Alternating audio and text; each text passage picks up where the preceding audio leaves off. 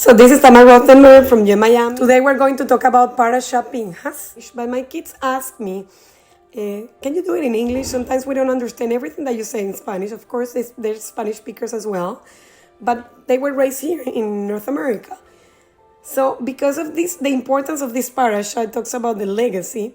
I wanted to dedicate a few minutes to explain that.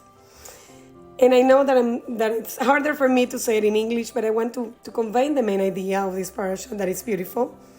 It talks about the legacy of the different, characters in this story, in this parasha. First of all, it's the story of Pinchas and how he saved the Am Israel, and how he became a leader in times of crisis, and how by doing that he became powerful, and Hashem gave him like an important legacy to him and his descendants. And after that, we see another character that are like the woman of the tribe, that they were only women that inherit the lands of Israel. They did a census, and Moshe was assigning the piece of land to everybody. And there were not laws for women that inherit a land because there were not boys in that particular tribe. And here again we see the empowerment of this group of women, and they asked Moshe and Hashem. And at the end, Hashem gave them the piece of land for their legacy again. And at the end, we see also how Moshe, Hashem tells Moshe where he's going to die. And he put him at the top of the mountain, and Moshe is able to see Israel. And what about my legacy? My kids, because they're not mentioned in this parasha.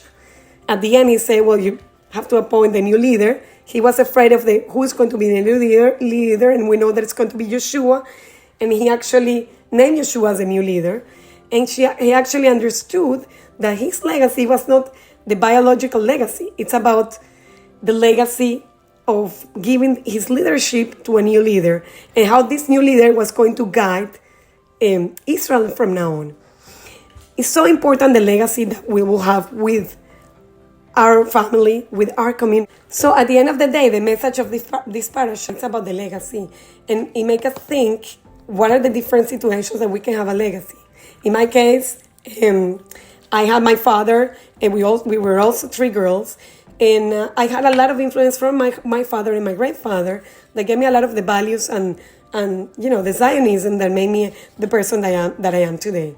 And I work every day of my life harder on my tikkunim, and also harder also to leave a legacy, not only in the community, with my family.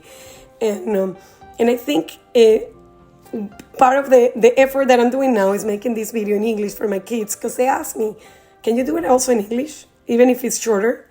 That's what I'm trying to do here.